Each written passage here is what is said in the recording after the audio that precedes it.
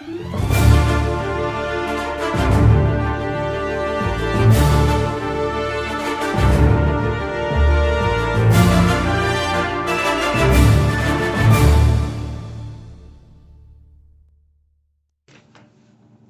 to another episode of Watch Once Over. My name is Big E. Today we're going to be looking at my Alpina Heritage Startimer GMT.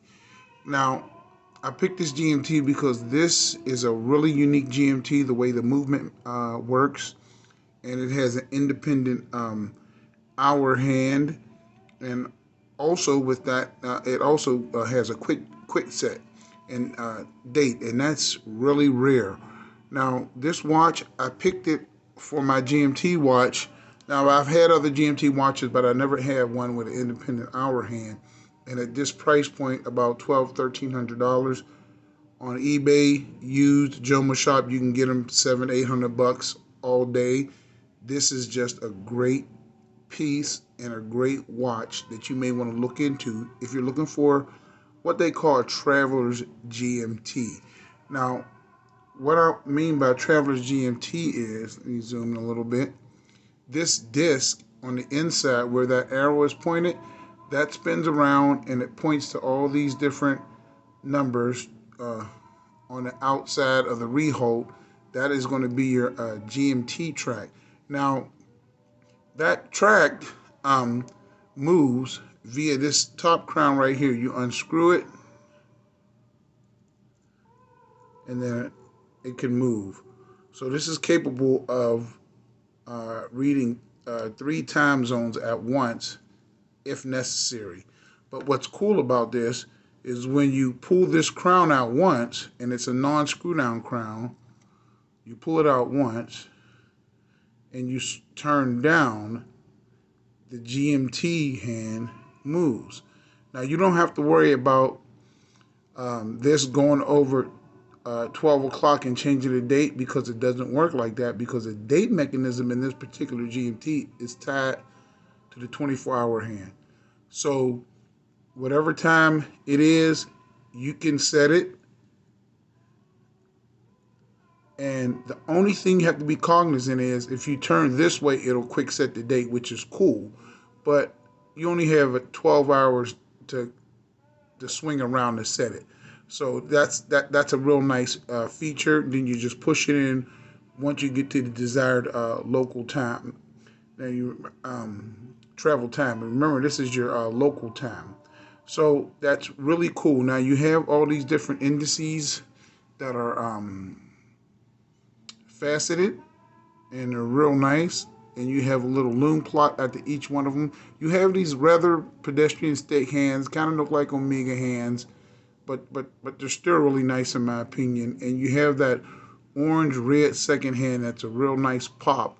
And that'll probably go good if you switch the strap and put some orange in the strap, or maybe even a blue strap with some orange. That'll look real nice too. Now on the crowns, you have the setting crown, you have the Alpina logo and just a cross hatching on the bezel rotation screw down crown, and you have 100 meters of water resistance with this watch also.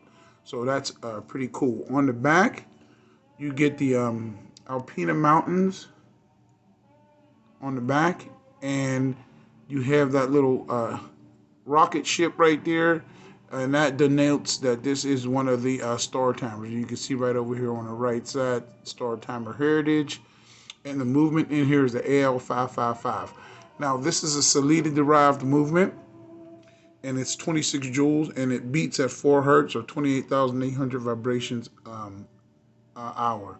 And this is a beautiful, beautiful sunburst pattern, and I really like that. But this isn't anything new. This watch is designed off of the 1970 Alpina alarm clock.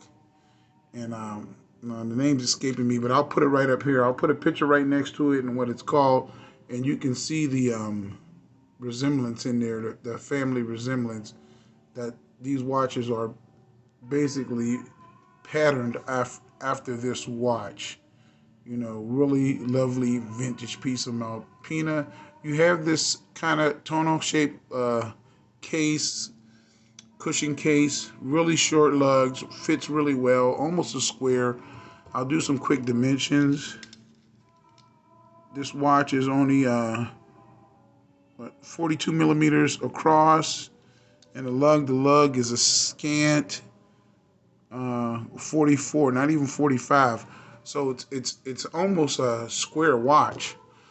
You know, so you do have a really nice fit on here. You have a nice leather band that is bolstered with nice white stitching, and the signed Alpina buckle is really nice too. Let's see if I can get that to focus.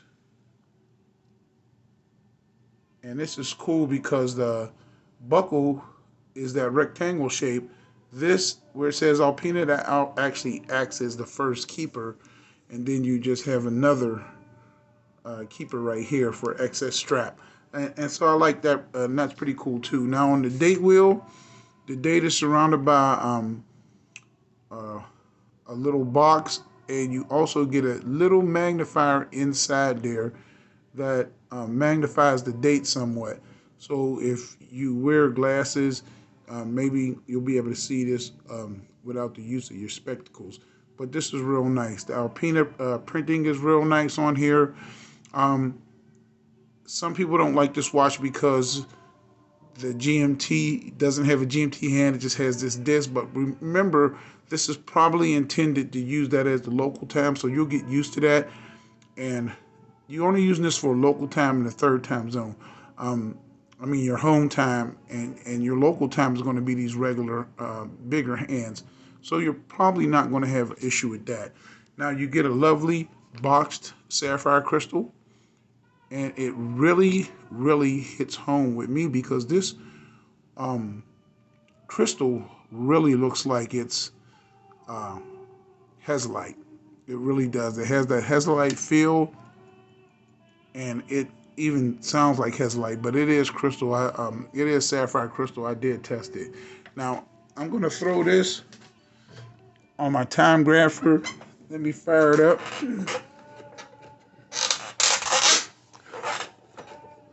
See how this thing is running.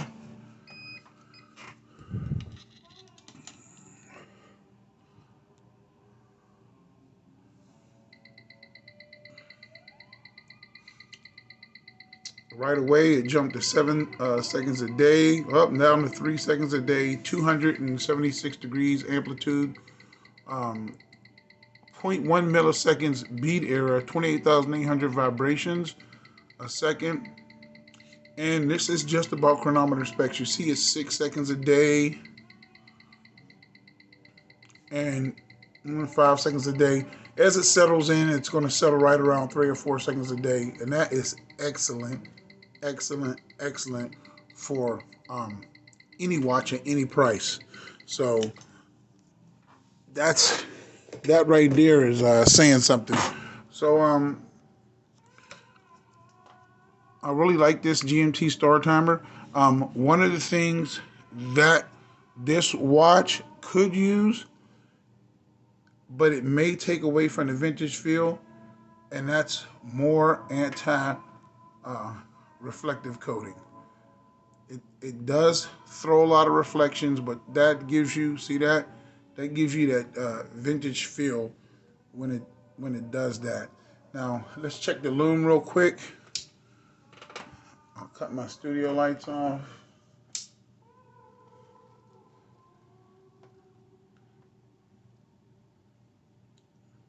That's the Lume. It's nothing really to write home about. Let me charge it up real quick with a black light. Maybe it didn't get a good charge. The Lume plots on here really isn't that big. So that's the Lume. It is sufficient. Super Luminova. So it does the job. It's not going to be a diver or anything. It's only 100 meters water resistance, no screw down crown.